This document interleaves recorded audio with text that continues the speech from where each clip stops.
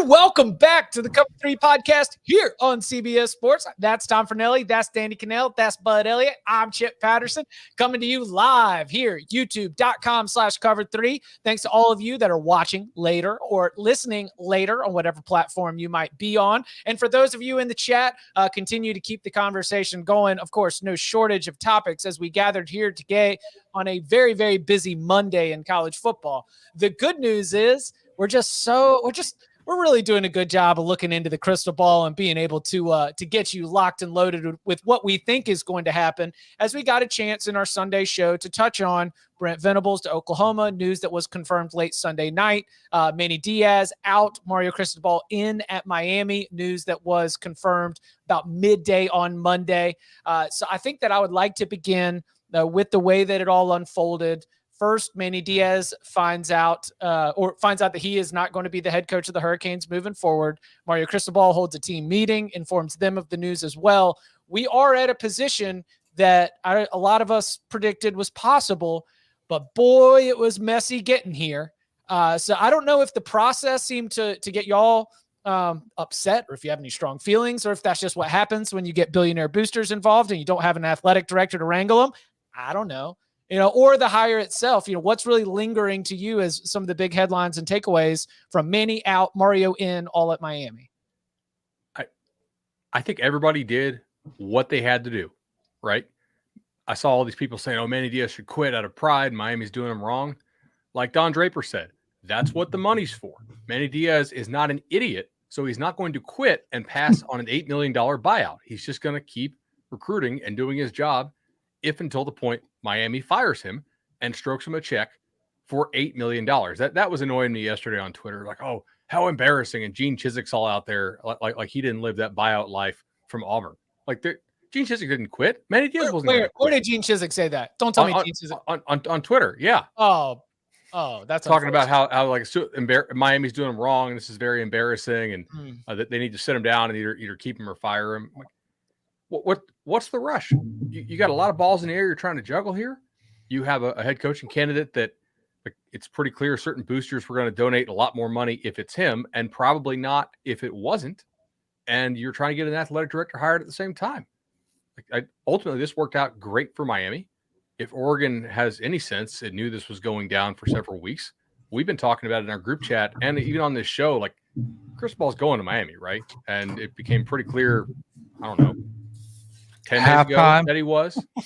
Halftime of the Pac-12 championship. Like Miami's coaches thought they were getting fired after the Duke game.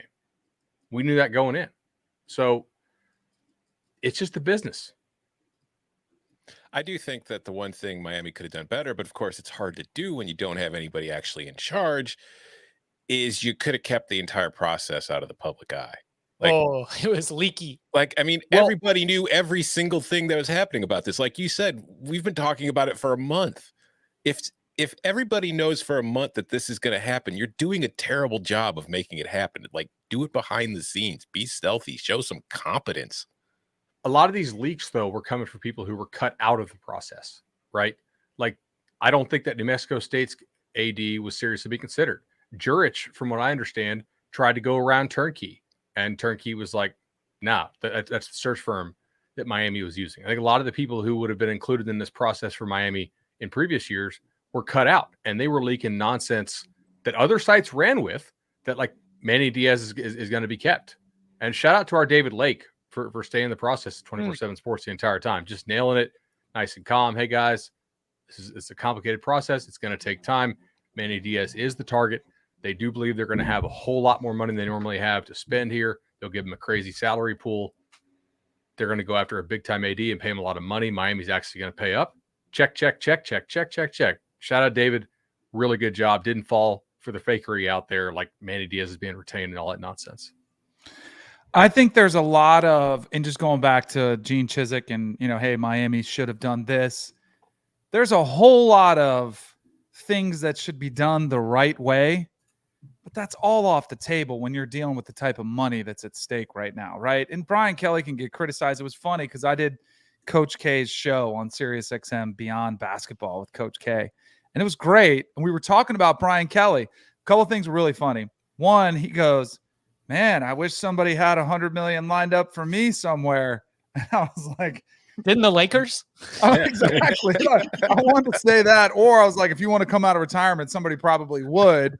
And then we were talking about Brian Kelly, and he was like, I just can't see myself doing that to my team. He's like, but I'm not criticizing him. He was very careful not to criticize another coach in the fraternity. And I think it's the same. Like, yeah, I think Miami, the right thing to do would have been tell Manny, go ahead and get another job. Like, that would have been the right thing. But nobody does the right thing anymore. Everybody does what's best for you, and they were protecting their behind just in case something happened. And the deal with Mario fell through, and they're looking at all these options. They had a fallback plan in place. And as Bud said, that's what the money's for. So all of these, there is a way to do things the right way, but nobody does it anymore. So it's kind of a free-for-all, and everybody's looking out for themselves, which – that's the environment we live in. And no other job that Manny could get is going to have the cash to pay an $8 million buyout, given his results. Like, that's just not going to happen. Like, they could have tipped him off, but I'm pretty sure Manny's agent is a sharp guy and knew this was going to go down. Like, if he could land another job, he would have had one lined up today. So do you think, because I feel like you're saying it's a good hire. I'm a C+ hire. Yes. You know where I'm going with it. So let me ask you something. I would push back a little bit. Maybe this is because of the obnoxious Miami fans that I'm friends with and are like, all the same thing when they said Ja'Cory Harris was going to win multiple Heismans. Like, I'm getting that type of vibe from them. I'm like, slow down a little bit. Let's make sure this is the right, like, let's see how this works. Do you think Mario has, because I'm always partial. You guys know when you hear me talk about coaches, I appreciate a guy like David Cutcliffe, who has done more with less. Do you think Mario Cristobal did more with less at Oregon, or did he do less with more based on the talent he was given? He did not set a new ceiling. I think that he delivered on a pretty comfortable floor. Like, Mark Helfrich was falling short of the floor, which is why they had to get him out. You know, they go for Willie Taggart, doesn't stand long enough to even have a good analysis of what his job was, promote Cristobal. And I think that Cristobal showed that there's a high floor at Oregon, not when you're operating at peak efficiency, but when you're operating at like average efficiency. I would agree with that. However, recruiting is more important than coaching if you're trying to chase the top prizes in the sport. If you want to be a Gary Patterson at TCU, or, not Narduzzi, but D'Antoni at Michigan State, if Pat you're trying Fitzgerald. to Pat Fitzgerald, right? You can coach your way to a nice year. You cannot win the big prizes if you do not have an elite recruiter as a head coach. Cristobal is that. He's going to focus on recruiting. He's a resource hound, just like a Saban is. I'm not saying he's Nick Saban. Don't misquote me on that. But like, from that aspect, I'm saying he's going to want he's going to want more and more and more, resource wise. And I think he will absolutely crush it down there recruiting. Will he crush it as a coach? I think they will be in the ACC title game 50% of the time after year two. He will keep that talent home. Here's the thing. Like, I agree with you. You have to be a great recruiter if you want to compete for national titles. The problem is, once you get to that level and you start competing against those other teams that have just as much talent as you do, the coaching aspect comes kind of important. And when I look at what Oregon's done in the biggest games that they've had, and I also look at, like, look what Chip Kelly and Mark Helfrich were able to do with Marcus Mariota. Mario had a top NFL quarterback on his roster in Justin Herbert, and a lot of talent, more talent than everybody else in the Pac-12 at the time. And he won a couple conference championships, but he couldn't get through the entire season and get to the playoff. And to me, I'm not saying he's not going to fail at Miami. I think it's good. I think he's going to do an excellent job of recruiting. I think there's a chance Miami could be good in the next few years. I don't know if I'm going to go with the whole going to be in the ACC title game every other year, but I do have some questions about that I think it's going to need to be addressed. And I think offensively, that's one thing too that I would concern about, because like, if you look at the offensive hires he's made, I think Joe Moorhead was a good hire, and I'm not really sure I'm willing to put what happened with that offense on Moorhead as much as I am with the quarterback situation and having a QB who wasn't really as willing to go downfield when it was there. But there was also a coach who was choosing to go with that QB over other options that possibly could have. So to me, that's going to be a giant impediment for this hire. It's like, yeah, he's going to recruit well, but when it comes down to facing the top teams in the ACC or maybe getting to the playoff, I'm not sure. I think that Miami is going to very quickly win Coastal Division titles, compete for ACC championships. My big question is whether all this investment means that's not enough. Whether Mario Cristobal could lead Miami to places where they're winning the division with consistency, when they're showing up in the ACC championship, heck, maybe even winning one out of every 4 or 5. But if Mario Cristobal cannot start competing for national championships, do you think he's falling short of expectations from the people that are powering this investment? Yeah. The one thing here, yeah, I do, but the one thing here is like he's personal friends or like related to by marriage with some of these billionaires pumping money into the program. So I think he's going to get the leeway that another coach wouldn't get. I also don't think Miami would have had the investment. They could talk about the money from UHealth, which I fully believe is real, but the other guys investing in this are not guys that I believe would have invested in Miami had it not been Mario. Mm-hmm. And that may be the best part of all of this. If he actually gets support the way these other coaches who have been there did not get support. Like as a Florida State guy, I'm like, keep firing him every 3 or 4 years. You know, that gives us a leg up. I do think too, it's going to be interesting to see what they think is support financially compared to what Florida, Georgia, LSU, Bama, like that's the stratosphere they want to be in. Are they going to be able to compete with those schools recruiting wise? Well, I did especially see Georgia, especially Bama, like whether it's NIL or whether it's back, I don't even know how to describe it. But what if it's above board or below board? Are they going to be willing to go toe to toe with those schools, and can they get away with it? That's the question to me. If you look at what they did at Oregon, yes, there's a reason other folks in that league really hated what they were doing. They're very aggressive in that way on the recruiting trail. I think that they are ahead of the curve. I think they're ahead of Florida and Florida State already, even under Manny with NIL deals. Like they interpreted the state law differently and got a head start on it, and basically made the Gators and Noles play catch up there. Florida's kind of started catch up. I don't think Florida State's really doing a damn thing in that yet. I think it's an interesting question. We talked about this a little bit with USC. How much can you afford to pay your off-field guys? Danny, you live down there. If you make, $70K in Tallahassee or Athens or Tuscaloosa, you can live pretty solidly, especially if you're like a single dude. But what happens if you want to get a guy in his early 30s who's got a wife or got a wife and kids? Where are you living on $70K that's anywhere close to Coral Gables? You got to live up in well into Broward, right? Yeah. You're driving 90 minutes to work. I think that's impacted them in recent years. Like the quality of off-field people they can hire has not been up to the same quality that you can get at some of these places. So you can be all, hey, look at the city of Miami. Yeah, that comes with with some expenses. But I don't think Cristobal would have taken this job had they not assured him of that. And we already saw reports today that they will have the number one assistant salary pool in the ACC. So Joe Brady? That might have just happened after Clemson was able to cut that check to Venables. Well, that's true. Yeah, if you don't have to pay a DC $2 million, that's. I have no idea. Like, I'm not on the assistant coaching carousel. I don't have the brain space right now. I'm already starting to crunch college basketball numbers over here. Net rankings transitioning. I know. But what are assistant hires that you would consider wins? Like, what are names that could potentially be in the mix to receive these big checks? Do you look at the Saban tree for this? This is an area of concern, I think, right? He kept Marcus Arroyo. I think that was a poor decision. They really wasted Justin Herbert. Defensively, I think he downgraded after they lost Avalos to Boise State. And obviously, Levitt bounced because Levitt thought he was getting that Oregon job, from what I understand, and when it went to Cristobal. Their defense was not as good this year. If you look at it, Manny's Miami team on the power ratings this year was basically within a point or two of Oregon. That's a concern. Now, Oregon had some injury issues this year, but I don't know who you go get, Chip. It's going to be interesting. What does his coaching tree look like independent of Saban and those guys? Because his track record of hiring so far has not been perfect. Not that anybody's is, but it's really not. It's not really a positive for him so far, I think. I would think you go shopping. I think he's trying to take a best available type approach. Hey, everyone around here is excited that I'm here. I've got all this money to spend on assistants. Do you want to be a part of? And you just sort of sell the same dream you're selling on the recruiting trail to try and get people to come and work for you.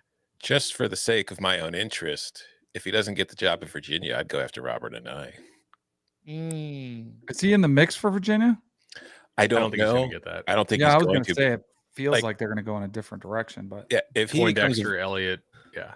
if he about becomes Jeff Grimes, man, I'm telling you what he's done with Baylor and what he did with Blake Shapen in that championship game, putting him in good spots. I would wait. I mean, Yeah. if you're Jeff Grimes, you might I get that think- Baylor yeah. job in January if Chip Kelly goes to Oregon. Because like on my other group text with the guys in the recruiting world, they think Aranda's going to take UCLA. Oh, so nice. Okay, so We're 2 steps ahead of the game. Yeah, I mean, so like if you're Jeff Grimes, Grimes, don't take Virginia if you can get Baylor, right? man, Yeah. I love the Cover 3 podcast being 2 steps ahead of the cycle. We already have the analysis from the future. Do you think there's any chance he would take the Oregon job if Chip stays at UCLA? Maybe. I don't understand. Is Dave Aranda, are we only going like upbringing, family connections, where he's from, to say that UCLA would be more of a draw than Oregon? I just think the Pac-12 in general is more of a draw to him. I think he's happy at Baylor, and I don't think he's going to look to leave for another P5 program unless it's out west. So which advances the conversation about what Oregon does now. I guess the basic list of candidates is going to include Justin Wilcox from Cal, maybe Brian Harsin. Maybe this is where he goes back to land. What are some of the names that you all think that we should be paying attention to? And Chip Kelly, obviously, the one we just mentioned. And Lane. You really think so? I do. Ooh, See, really? that makes sense to me. A lot more than it does a couple of the other jobs I've heard Lane mentioned for. Have you guys found any news that Ole Miss was able to increase that buyout with that extension? Because I've I've looked, and there's a lot of salary numbers floating out there. He got a lot more salary. I want to know how much more buyout Lane Kiffin has now at Ole Miss. How much better can you do at Ole Miss than you did this year? I think if you're smart, you bounce right now if you're Lane. You take advantage of the teams that were down. Again, LSU was down, Auburn was down, Texas A&M was 8-4 again. Like Bama was even gettable, and you couldn't get them. Like I think you saw that. Like you're pretty much tapped. I think you cash out that one more time if you can. Also, you can never overlook the Lane troll factor. And like you know, the Ole Miss job was partially intriguing because it meant he got to go against Alabama every single season. You go to Oregon, you get to go against USC. Yeah. So, but what about in the Chip Kelly world? UCLA is not going to be as attractive as Oregon is to Lane Kiffin. Lane Kiffin would rather be at Ole Miss than UCLA. I would think so.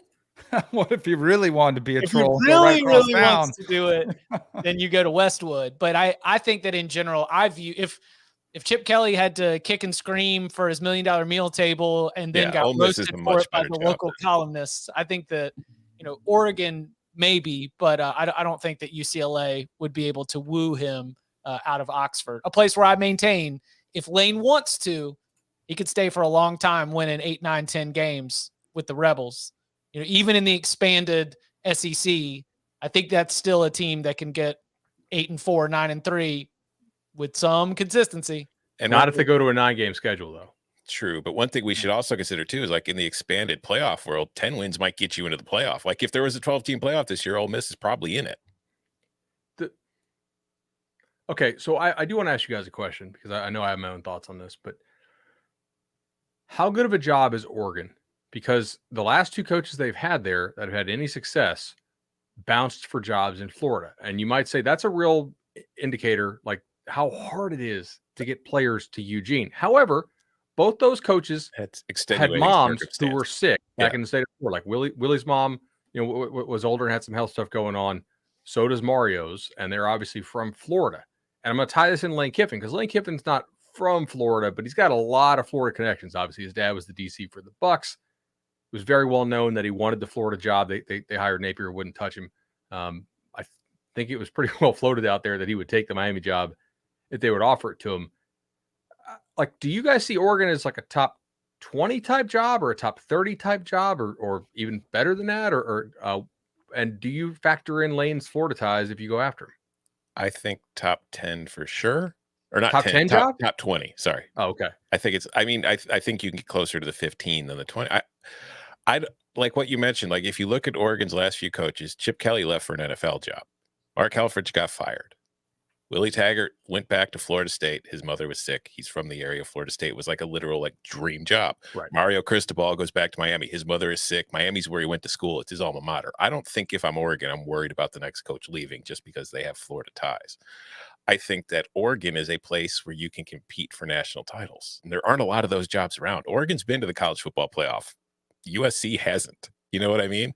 So I think that with the financial backing that you have there with Nike, you can win national titles because, yeah, there's not, it might be harder to get guys to Oregon from California, but Chip Kelly didn't really have any problem pulling guys from California and Texas up to Eugene when things were rolling. And I don't think if you get things rolling there, you're going to have much of a problem because it is a big brand. It is in the Pac-12. And if it's competing for Pac-12 titles and it's in the playoff getting regularly, like, I think Lane Kiffin would be able to recruit to Oregon pretty well. I was going to make a joke about how new money Oregon was and that they stroked a check for the Willie Lyles recruiting service. Like they're just kind of rookie mistakes there when you first started getting the recruiting game. But so much of this is about timing. Like Chip Kelly timed it perfectly. Wasn't that when USC was coming off the Pete Carroll, like soon after that, if I'm right? I think weren't they going through a little downturn and then he like catches it perfectly. Then they have the uniforms and they have the up-tempo system, things that nobody had. And he was really able to capitalize on that. Now everybody has both. So do you really have that significant edge at Oregon? I think it's a top 20 job. I don't know if it's. I think it's a 10-win job. Since 2005, 4 different coaches have won 10 games there. Multiple coaches have shown they can win 10 games. So, I also think it's one of the 2 best jobs in a Power 5 conference. Like if you could break it down that way, would you rather be at the number 8 job in the SEC or the number 2 job in the Pac-12? All right, let's play a game for sure, or it depends on situation. Which of these jobs would you take for sure over Oregon, like regardless of what your personal situation is, and which ones are kind of like more personal factor dependent? Bama's it for sure? Yeah. LSU's it for sure? Yes. Yep. Georgia's it for sure? Yes. Yep. Florida's it for sure? No. What? Why? You're Because not- The ability to get players? The royal History of family. winning national titles? Pay? The royalty. It's like back to Tom's top 2 job in a Power 5 conference. It's like if you're Also- at Florida, you are a duke in the royal family. Like you ain't the king, you ain't the prince. Yeah. You're down there in the pecking order. And I think that you're a little but bit in the closer. Pac-12, you got one king and everybody else is pawns. But that king has There is been no dead real for a second place long if time. USC's right. That Oh, king's I think been Oregon's dead. a nice prince. Yeah. I mean, if USC's rolling, Oregon gets stomped. No, it doesn't. But Well, maybe my all right. opinion's wrong on that, but I think that's a debate. How about that personal opinion? Okay, that's right. It is. I mean, when You're right, it is personal preference. Alabama's rolling, Georgia gets stomped. When Alabama's rolling, LSU gets stomped. That doesn't stop LSU and Georgia from being great jobs. And I look at Florida, and yeah, it's in Florida, and there's a lot of talent. But you know who recruits Florida? Everybody. And you're also one of a number of Power 5 schools within your own state. It's a whole hell of a lot of competition for those players. So hell, Oregon's recruited Florida. So it's not like anybody can't just go in there and get players if they really try hard. Yeah, okay. Anyways, let's keep going. More. Let's keep going. Yeah. Don't. All right. Ohio State for sure. Yeah, oh yeah. Michigan for sure. Yeah. Penn State for sure, or personal preference? Personal preference. Don't Wisconsin. you think that's like a level comp? Penn That's State. what I'm saying. Personal preference. Yeah. Sure. I think that's fair because you do have to fight Ohio State, just like Oregon has to fight USC. Wisconsin. I'd rather have Oregon. Oh, Miami? for sure. I'd Personal rather have preference? Oregon. If Miami's spending money, I'd rather have Oregon. Oregon. I'd rather have Miami if Miami's going to spend. I think I'd rather have Miami. Hey, listen, I know we've got it now, but we also have to see it to believe it. And we also have to see how it's going to go in terms of the execution here, because, this is the experience that tons of Power 5 programs, no, excuse me, not tons, because not tons are able to generate this kind of money like this. But like Alabama knows what it's like when the boosters pool money and then the boosters pick the replacement. Mm-hmm. Like this, Miami just finally has the coordination, or at least enough big money donors that it can also do the same thing. But now that means they also are going to have some say, right? I mean, if you pick the coach, you might have some opinions on all kinds of things, and that's going to be on the next athletic director and the other power players to be able to play that out in execution.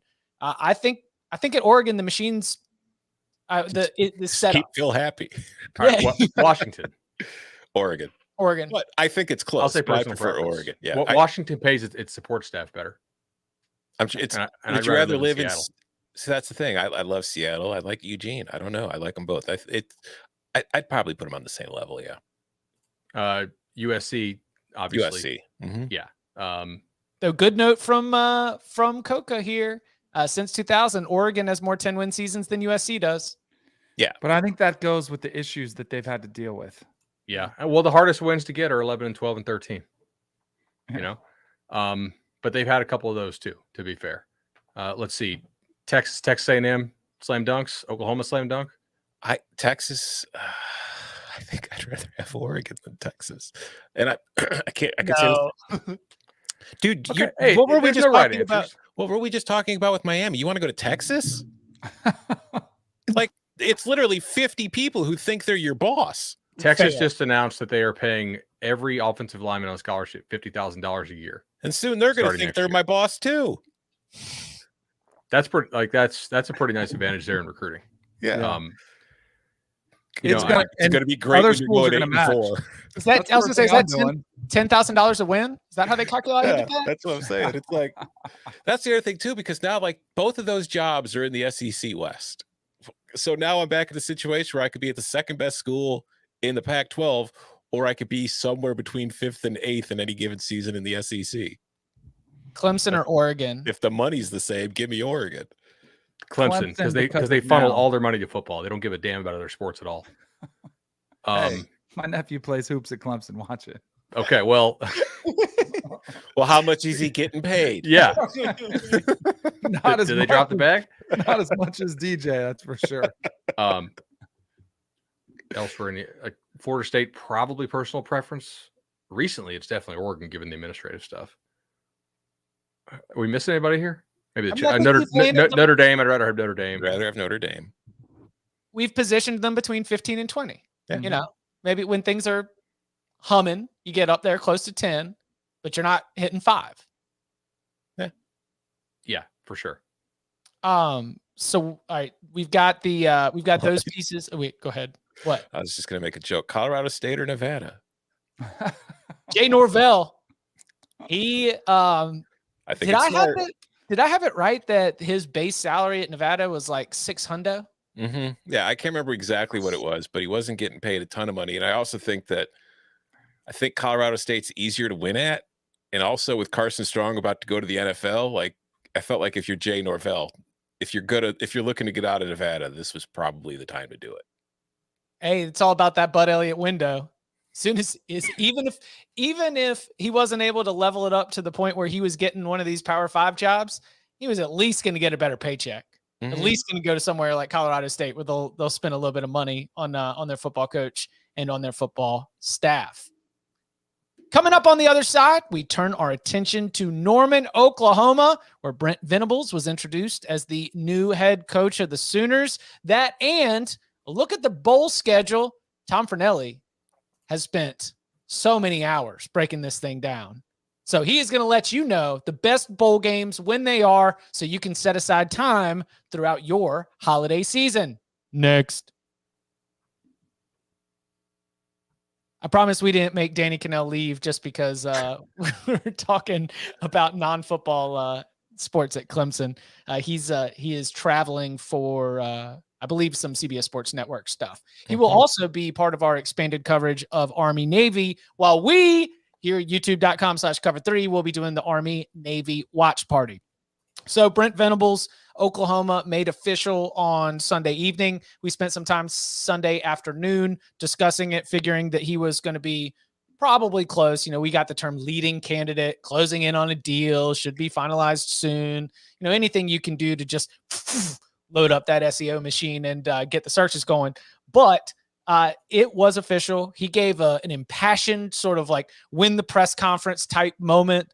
Brent Venables at Oklahoma is I'll let y'all get first word here because I've got a couple of thoughts, but first for Clemson, also for Oklahoma. But what's really standing out now that the news is official? I don't know. Nothing really stands out. I feel like we covered it. I just, again, it's the more interesting thing to me about this is what happens at Clemson. But as far as Oklahoma, it's a hire that makes sense in the idea that this is a playbook that they've followed before, hiring a valued and respected coordinator to come be a head coach. It's worked for them time and time again. Think of Bob Stoops when he was the defensive coordinator at Florida before he came to Oklahoma. Lincoln Riley was a great offensive coordinator at ECU. They brought him to run the offense first, and then he got quickly promoted to head coach. And it's going to be interesting to see, because I feel like I started covering this sport professionally for CBS in 2010. And I feel like for the first 8 years of that, it was always every offseason, like, when's Brent Venables going to get a shot to be a head coach? And like, at some point, you're just like, well, maybe never. So now he's finally getting it. It's going to be interesting to see, if now that he's not just got to worry about the defense at Clemson, and he's got a lot of things he's got to worry about, how he's going to be able to run this program. And also, more interesting than anything is, how much will the holdback coach get? Yeah, does Smotherman, a big, strong one. Yeah. Come with, I think his name's Adam Smotherman. If he gets to come with Brent Venables, or whether they've got to hire their own, can we get back coach tryouts? And can we film the get back coach tryouts? Yeah. I want to see what the drills are. What does the get back coach combine look like? These are questions, important questions for this offseason. What if that's what you have the walk-ons do? I mean, he was talking about a punishing physicality. He had the real, we're going to get you to run through the wall. I mean, I think the hire, I talked about continuity yesterday, and as I looked at it more today, discussed it a little bit on CBS Sports HQ, it's a hire that says the program is bigger than one man, that Oklahoma is an athletic department that believes its football program did not hinge on Lincoln Riley for its success. We've had success before you, Lincoln. We're going to have success after you, Lincoln. And we're going to bring in someone that knows intimately, what success can look like here at Oklahoma. I think Bob Stoops still being around. I think that, the hire of Brent Venables means that you're not going to fire all the support staff. You're going to have a lot of people in that building that might have been out of a job if you hired a total, give me the keys, I'm going to run everything autocrat. And I think that this is keeping it in the family in a way that's able to keep some consistency on a day-to-day basis for a lot of the positions and a lot of the people that we don't talk about or that aren't really seen as often. So that's sort of the resounding thought in my head is like, okay, Oklahoma is saying the program is bigger than one man. And now we'll see as Brent Venables takes over, starts to put together his staff, and Oklahoma in the recently near future makes its move to the SEC, which will be a total ideological shift for both program and conference as Oklahoma and Texas arrive. I think it'll be I think it's a good hire. Venables is a really accomplished defensive coordinator. I also like that the reports out there that is this official yet, or just the reports that he intends, that I saw, to pair the hire with Jeff Lebby, the Ole Miss offensive coordinator. I heard targeted or wanted candidate. Zeroing in on. I think that there's a chance that, Lebby could be swayed to stick with Ole Miss or go elsewhere. I don't think it's finalized. So that shows intent, at least, to go out and hire a very aggressive, wide open guy, which is what his mentor Bob Stoops did with the hire of Mike Leach when Stoops was the defensive coordinator at Florida and he became the Oklahoma head coach. He hired the guy from Kentucky named Mike Leach, who gave him the most trouble when he was the DC there at UF for Steve Spurrier. So I like that. I think Brent has a pretty solid tree of guys defensive wise to bring as assistant coaches. My question will be, how is he as an administrator? How is he when he's running when he's running the ship? He's a really good ball coach. Is he head coachy enough to succeed at a job like Oklahoma? We'll have to see. And does he lean on Lebby if Levy's the guy to make the offensive hires? What does his offensive coaching tree look like? The one thing with Clemson is that not many guys have been hired away from Clemson, right? Kevin Steele was fired, and that was defense side of the ball, and they didn't overlap. Offensively, Jeff Scott's gone. That's basically it. So, who do you go get to be your O-line coach? I mean, do they get Randy Clements, who was let go by Ole Miss in the offseason? I still don't know exactly what happened there. He's kind of one of those Bryles tree guys. I'd be interested in who he hires for it. I'm interested if some of the compliance complaints and whispers that you hear are true, and what kind of assurances he got from Oklahoma about that. And I'll be interested to see how he does. I think it's a hire that makes a whole lot of sense for Oklahoma, and kudos to Brent Venables for waiting this thing out and finally getting the job. But it's pretty clear he wanted. Oh, heck yeah. I mean, Brent Venables, like Tom, you mentioned the annual offseason tradition. Is this when Brent Venables gets a shot? Like, if you're Brent Venables, would you rather have taken K-State like 2 or 3 years ago or taken Oklahoma now? Oh, the chat is saying that Bill Biedenbaugh is apparently going to stick at Oklahoma. Ooh. So that's good. I didn't realize that, and that's pretty solid. But Grinch is definitely gone. Yeah. Grinch is. I think if you're Alex Grinch, you don't want to be working under Brent Venables, not for personality conflicts, but because you'd like your own autonomy with the defense. Now, other people in the chat are saying Bill may not stay. I think most reports there. We'll see.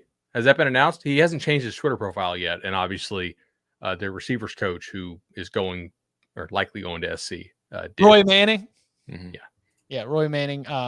Do you want to elaborate on the like whispers or like what, like at least like put a little bit more color for the listeners and the viewers on the OU compliance questions, or at least I got some DMs about this. Okay. I guess Oklahoma's compliance is either whole or in part run by like an outside law firm, and they're like super sticklers about rules that most programs don't care about. Like, I guarantee you it's probably not. It's these weird interpretations of rules. Like, can you take prospect or pictures of a prospect when he's on campus? Some schools interpret that, apparently Oklahoma being one, that is the school publicizing the recruit's visit, and that's not permissible. Just silly stuff like that. Whereas almost every other school is like, I don't care. Take a kid's picture when he's on campus. It's a public space. You know what I mean? Take the picture, give it to the kid, and if he wants to tweet it out, he did it, not us. Yeah, right. So little things behind the scenes that could be a hassle. You know what I mean? And you're going into the SEC, which is the most cutthroat recruiting league out there. Ask Ohio State when Urban came, or ask the rest of the Big Ten when Urban came up there, how much they had to adjust to that approach. Well, I mean, the gentleman's agreement was. I thought the gentleman's agreement goes, isn't that Mike's Live? No. In the Big Ten, there was a gentleman's agreement between Big Ten coaches that when a kid committed to your school, the other Big Ten schools left him alone.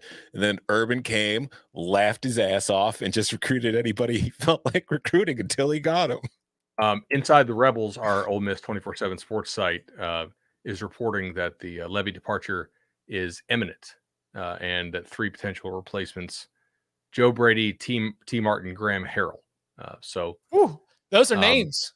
That would be interesting. I definitely trust those guys that the departure is imminent. That's a little bit different system. Obviously, the Brady system is very different to what Ole Miss was running. T. Martin, okay. Graham Harrell is probably the most similar because he was an air raid guy. Mm-hmm. I mean, that's basically Lane's offense, but like they definitely had a whole lot of that Bryles, system influence there the last 2 years.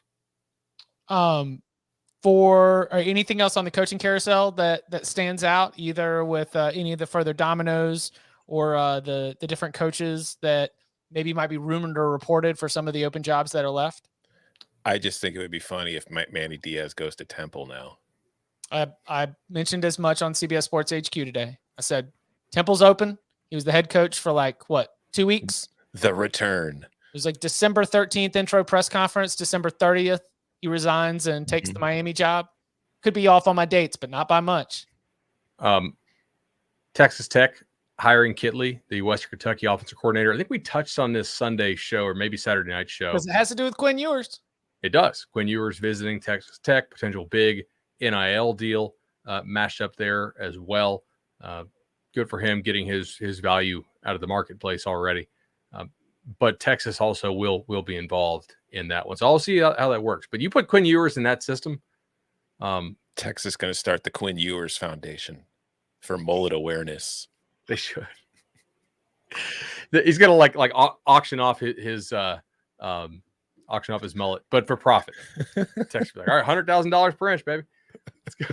One of our NFL insiders, Patrick Walker, reported that George Edwards, one of the top defensive assistants for the Cowboys, who was at Duke previously, I believe, might be in the running there. I don't have a good sense of how close that job is to being filled, but it does seem like anybody who's got any kind of connection back to the program, that's got to be someone that you target to be able to come and take over that job. Virginia, Tom, you mentioned Robert and I being in the mix. Poindexter as well seems to be, former, connection. If we know what it takes there, I'm going to be a name that you're going to be able to have the alumni and the boosters, the fans all gravitate towards.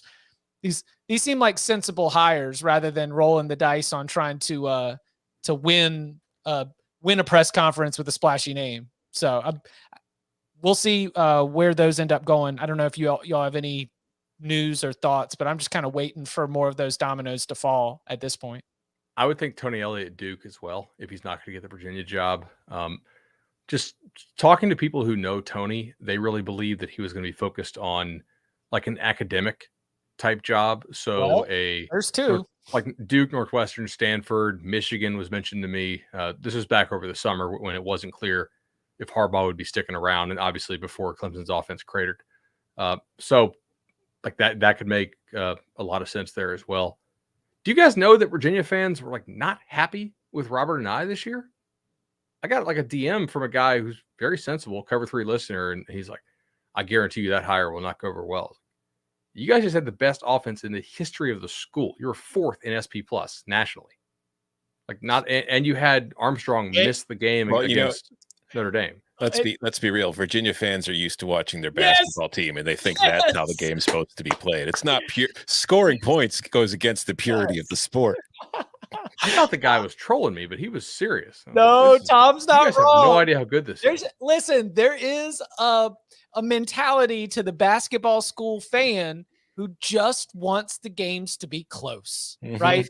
They want the defense to play good and the offense to have a chance and to really enjoy tailgating until basketball season starts. I just got what Tom did there. That was a little wine and cheese fancy thing, not a joint. Okay. Yeah. Maybe with like was it they're doing like Virginia Slims with one pinky off, that's a very, very funny joke. I'm glad you made it, Tom. They're so disoriented, right? It's just like, my word, what are these points? Yeah, when Ed Ogeron hired Matt Canada and there was all the shifts and it's like, oh, I don't know, get all dizzy with all this free snap motion. I don't know where the guys will be lined up. What's going on here? Jet sweep. Oh, no, we need me to run over the middle. Okay.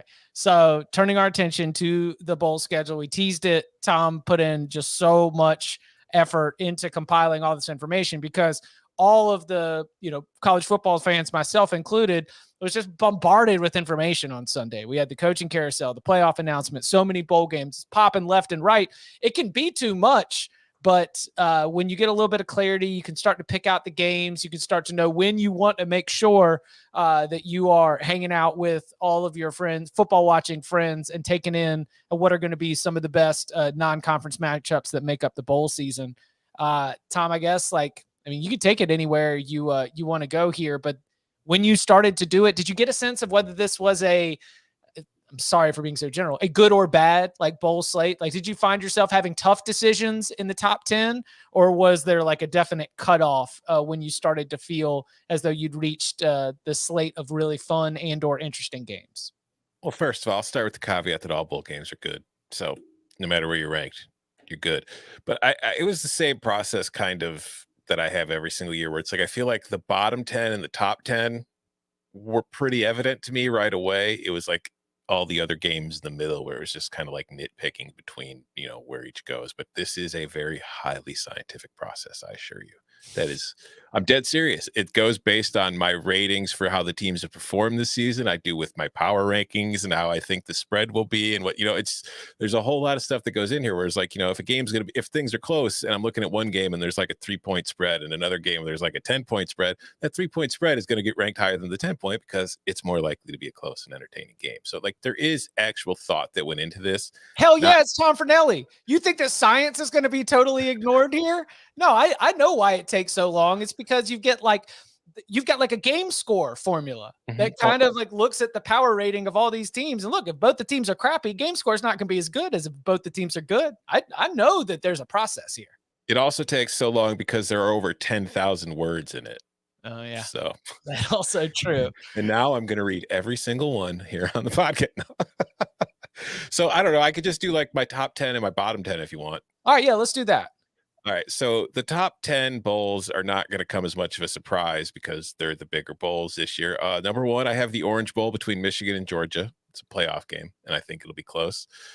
Number 2, this is a large spread, but I've got Alabama and Cincinnati in the Cotton Bowl just because I think the narrative of it and the fact like it's a legitimate David versus Goliath thing. So obviously that should be number 2. The number 3, the best, highest ranked non-playoff game for me is the Rose Bowl. It's the Urban Meyer Bowl between Ohio State and Utah. I'm hoping not too many Ohio State players opt out. If they do, maybe this gets kind of sideways, but I just think that this is a really fun matchup of teams. And also the Rose Bowl is just always fun to watch. Number 4, the Peach Bowl, Michigan State versus Pitt, the Pat Narduzzi Bowl. Just, that's going to be fun. I think that's got a chance like to be like the 55-52 kind of game that you look for. I mean, hold on. Can I jump in real quick? Because that is Michigan State's pass defense against Kenny Pickett. Exactly. Like Kenny Pickett might throw 7 touchdowns in this game. And Kenneth Walker could rush for 250 yards. You don't really know what's going to happen. It's going to be nuts. Number 5, another game that could get nuts, but also there's always the question too. That's the other thing that's really difficult when you're trying to put these ranks together, like coaching moves or player moves and all that kind of stuff. But the Sugar Bowl, Baylor versus Ole Miss, that's a game I want to watch. That's going to be an interesting game to me if everybody shows up. And we do know Matt Corral has said he plans to play in the bowl game, so I'm hoping he sticks to that word. Number 6, this is a game that has a legitimate shot to be boring as hell, but I still think it also has a chance to be really entertaining. The Fiesta Bowl between Notre Dame and Oklahoma State. Number 7, this one just went straight at my heart. Frisco Bowl, San Diego State versus UTSA. 2 things I love together at last. Number 8, the Holiday Bowl between NC State and UCLA. This is like 2 teams, I feel like, with 2 quarterbacks who are very good but don't really get a lot of attention. So to see them being able to play against each other will be fun. I hope DTR does play in the game. Maybe he won't. Number 9, the Gator Bowl, the rematch of the Bilk Bowl, which was 55-52, Wake Forest versus Texas A&M. Conflicting styles. Maybe this is finally the game. Texas A&M's offense is explosive. Maybe Wake Forest can help them out there. And then at number 10, the Cheez-It Bowl between Clemson and Iowa State, but this does lose some of its luster because of Brent Venables leaving and all that stuff. But just, I have a feeling, because the Cheez-It Bowl is now in Florida, whereas the old Cheez-It Bowl was the one in Arizona that had the TCU 10 Cal 7 game that went to overtime, or maybe it was Cal 10-7. I can't remember who won. I think there was 6 interceptions in that game, and at one point, like 4 straight possessions with interceptions. Just legendary stuff. And I feel like even though the name migrated, that game could come with it. And there is also I consider the factor that game could be a crap show, and those are fun. And then for the bottom 10, I'll go quicker. Number 33, the Military Bowl between Boston College and East Carolina. 34. The Civil War of the Carolinas. Number 34, the Duke's Mayo Bowl between North Carolina and South Carolina. I've seen it. It's not really that interesting to me, and nor do I. Howell's playing. They announced during our show that Howell's going to play. So cool. I'm taking that one. Yeah, I mean, I feel like that could very easily be a blowout. So that's kind of why that's where that is. Number 35, the Lending Tree Bowl between Eastern Michigan and Liberty. Sells itself. Very weird opener there, Tom. They opened that Liberty 6. So what's it now? Like 10 or 11. Okay, I was going to say, because I think Hugh Freeze is one, like Hugh Freeze in bowl games is pretty good. they got stomped twice in a row. They got a team they can actually score a pretty good number of points on here, I think. I don't think Liberty's quarterback's going to opt out, right? I wouldn't expect it. He hasn't put enough on film to think opting out's a good idea. Yeah, I think he has to play well. And I think that's the most interesting aspect of the game is for a lot of people are going to read about Malik Willis and a lot of mock drafts and stuff over the coming months, and you probably haven't seen him yet. So that's why you might want to watch the Lending Tree Bowl. Maybe that way you could form your own opinion. Number 36, this game could be great, could be terrible. The Bahamas Bowl between Middle Tennessee and Toledo. Middle Tennessee is just a complete chaos team this year, and you never know who's going to show up. If the good version does, this game could be really fun. Same with Toledo. Mm-hmm. Ceiling and floor, very far apart. I bet Toledo too. That is a manic depressive bowl game right there, and it's in the Bahamas. 37. The Pinstripe Bowl between Maryland and Virginia Tech. Is anybody really interested in watching those two teams right now? Like, hell yeah. I thought you were going to have this one last. I mean, I think half of Maryland's team has entered the transfer portal in the last week. In Virginia Tech, I have a feeling there's going to be a whole lot of don't care in that game. They already had some opt-outs for this game, including a D lineman, and I thought I saw a DB. Yeah. So, 38, the Camellia Bowl between Ball State and Georgia State. Maybe. It's fun, but that's going to be a game. It's on Christmas Day too in the afternoon, which is like, hey, honey, hey, come on, let's gather the family around the fire and watch the Camellia Bowl. How much home field advantage do you give Georgia State for that one on Christmas Day? I struggle with this. But isn't Camellia in Alabama? Montgomery. It's in That's Montgomery. what I'm saying. Yeah, but like, what one team is much further away from home? I think that we're talking friends and family exclusively for both sides. I don't know how many You think Georgia State is going to be rolling out a big crew beyond students, friends, and family? So I usually use between 1.75 and 2, and in this game I used 0.5 in favor of Georgia State. And 0. It's more drivable for the families that Georgia State recruits than it is for the Ball State kids. Sure. 39, a new bowl that was literally just made out of thin air last week. The Frisco Classic Bowl, not to be confused with the actual Frisco Bowl. Miami, Ohio, and North Texas in a battle of podcast czar Eric Kay's alma mater versus college football editor Ben Kercheval's alma mater. It's a very near and dear game to the hearts of CBSSports.com. And let me commit both of them to a watch party for the Frisco Classic Bowl. Yes. I think that we can get that sponsored for sure. At number 40, based on the randomness of what gets sponsored and what doesn't, I think you're probably right. Number 40, the Myrtle Beach Bowl between Old Dominion and Tulsa. I love the Old Dominion story this year. Don't know how good that game's going to be. From the wind reports, both of these teams are very used to playing in windy conditions. And Myrtle Beach, around December, you can get a little bit gusty, especially if that game is played during the day. So they're both used to the conditions. Mm-hmm. Different kind of wind, obviously, with the humid wind would benefit Old Dominion there. But, Tulsa wind still blows the same. This is drivable for Old Dominion families. I'm not sure how many people from Tulsa are going to be making the trip to Myrtle Beach, unless it's just a vacation, which is pretty cool. ODU's got to be thrilled to make a bowl. Yeah. Well, I mean, they didn't even play last year. That's why it's a good story. 41, the Potato Bowl, Kent State and Wyoming. I think it's a very interesting conflict of styles for sure, just based on the way that Kent State likes to move and how Wyoming would rather just be, sedentary for the most part. But I also feel like that game could easily get sideways fast. And then number 42, Christmas Eve, 8 p.m. Eastern, the Hawaii Bowl between Hawaii and Memphis.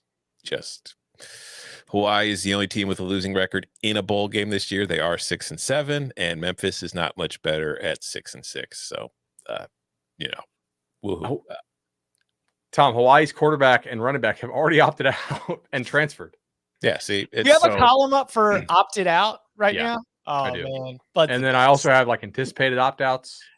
I'll give this to you guys. I bet Houston pretty hard at +3 when that came out. I think Houston should be a favorite based on who I think won't play for Auburn. We'll have to wait and see on that. Also, no injury report on TJ Finley that I've seen. Have you guys? Because that ankle looked pretty bad at the end of the overtime, which is another reason why you shouldn't try to play for multiple overtimes against Alabama. If you have a hurt quarterback, you should probably just go for it. Anyway, Harsh, good Lord. But Finley, or Bo is not going to be able to play in that game. If Finley can't play, their backup is like a walk-on from Bowling Green. I mean, I wouldn't touch. I mean, you know me, I'm on like psychology season, motivation only, and touching Auburn in a bowl game. This year is going to be a risky proposition. I will say, though, there is danger on the other side, too, because Houston, like if you look at Dana's history in bowl games, he tends to treat them more as preparation for next season than a game that he's really trying to win. Like, I think he's 1-8 in bowl games, both straight up and against the spread. And the only one he won was the Orange Bowl against Clemson. 70.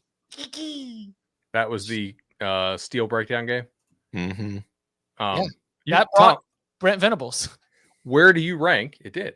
Where do you rank the interim bowl with Oklahoma against Oregon? The Alamo Bowl.